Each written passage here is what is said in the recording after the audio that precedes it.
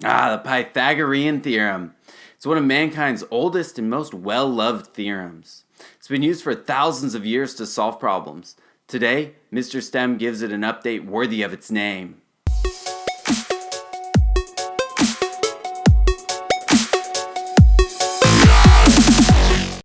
Okay, so let's get into the lesson here. And we're going to start off, perhaps surprisingly, with a worksheet.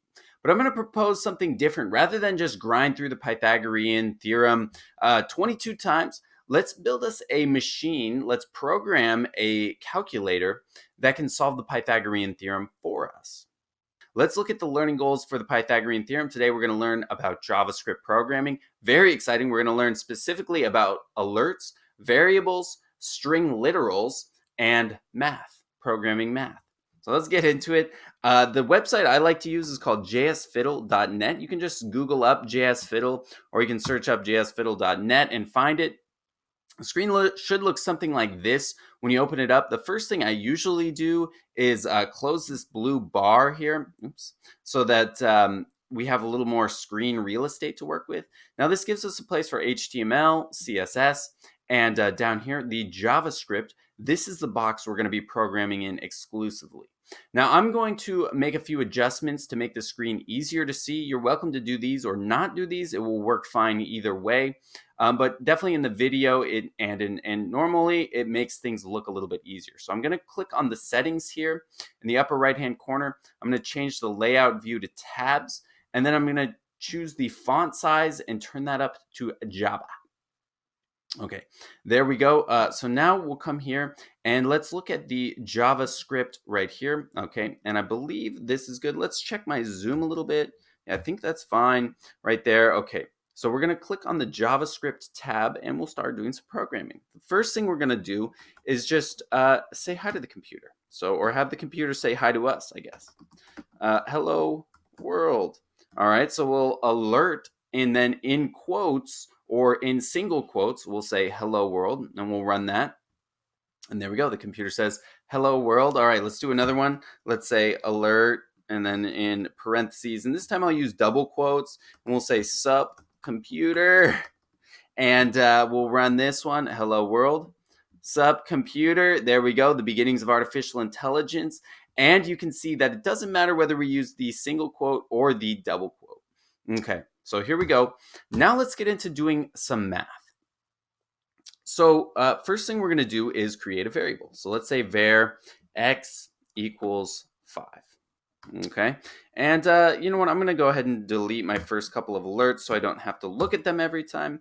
And then we'll alert, and then we'll put x right here. Notice this time I do not use quotes.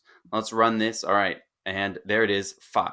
Okay, so now let's do another alert. So we have var x equals 5, and we alert that variable value. Now let's alert something here. In quotes, let's put the x. Let's run this one. So we get 5, okay, and then our second alert, the one in line 3, is x. So what's going on here is that this one in line 2 is alerting the variable value of x.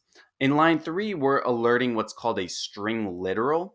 It's or just a string for short. It's the literal letter x. So we're alerting the literal letter here in line 3, whereas in line 2, we're alerting the variable value of x.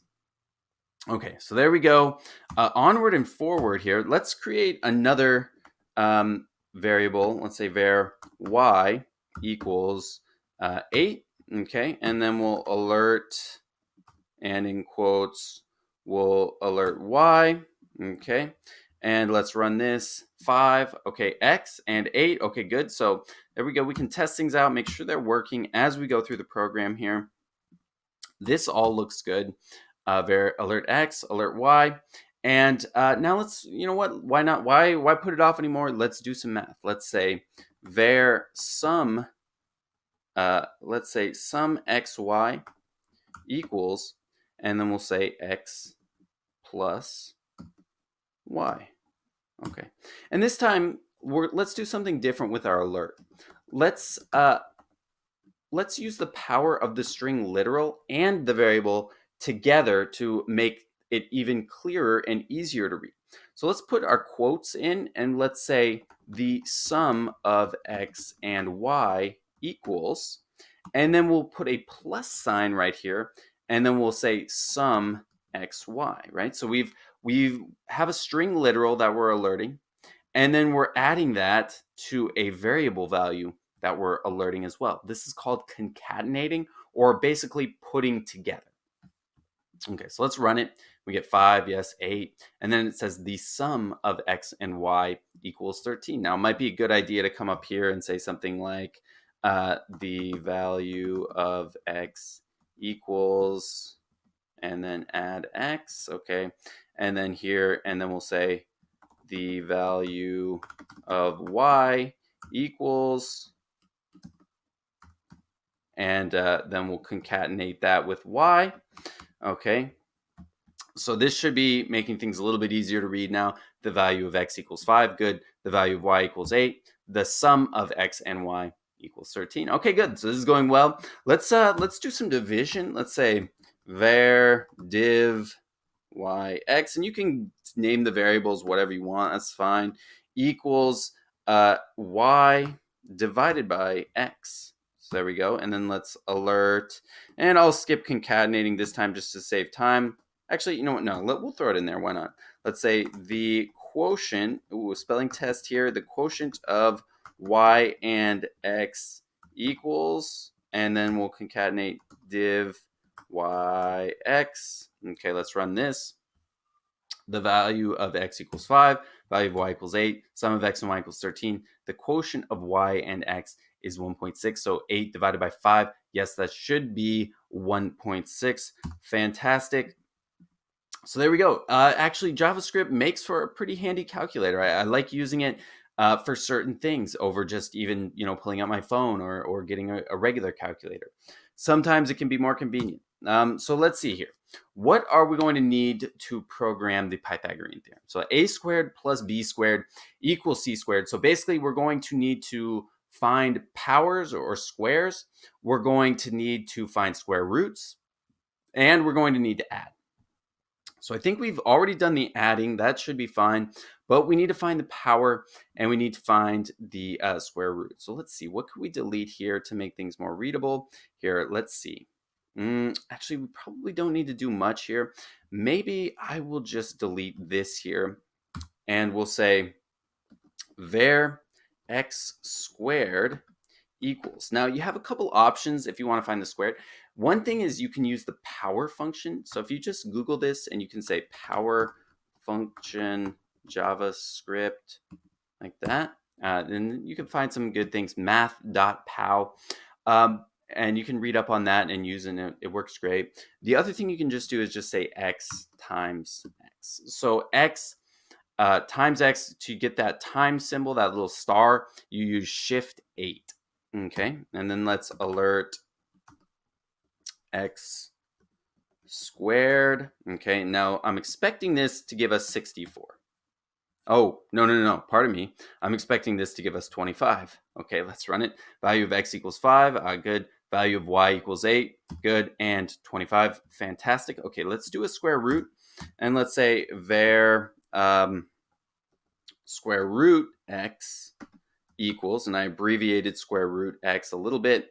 And let's invoke the math function. So we'll call on this set of functions that are pre-built into JavaScript under the math umbrella. So we'll use a capital M. Definitely make sure to capitalize that math. I've spent a lot of time being annoyed and not figuring out what my problem was when the whole time I just wasn't capitalizing that M. So let's say math.square root, and we'll put the x in the parentheses there, and then we'll alert, and in the parentheses, square root x. Okay, now let's see. 2 times 2 is 4, so 2.3 maybe times 2.3 should give us something around 5. So I'm expecting that number to be a little bit bigger than x. Let's see what it is. Let's see. The value of x equals 5. Good. Value of y equals 8. And then we get 25 for x squared. And when we do our square root, we get 2.23606. We got plenty of decimals to work with there. So there we go. Check out this. Now I'm going to blur out part of the screen so as to not spoil the entire challenge. But let's see what I can do here. I can type in a equals 4. I can type in b equals 8. And then we can run, and we can see the value of c equals 8.94. All right, so let's go over here and let's take a look at our actual worksheet. This is 4, this is 8, this is 8.9, roughly right around here. That seems about right. I think that should be enough for everyone watching here to program the Pythagorean theorem.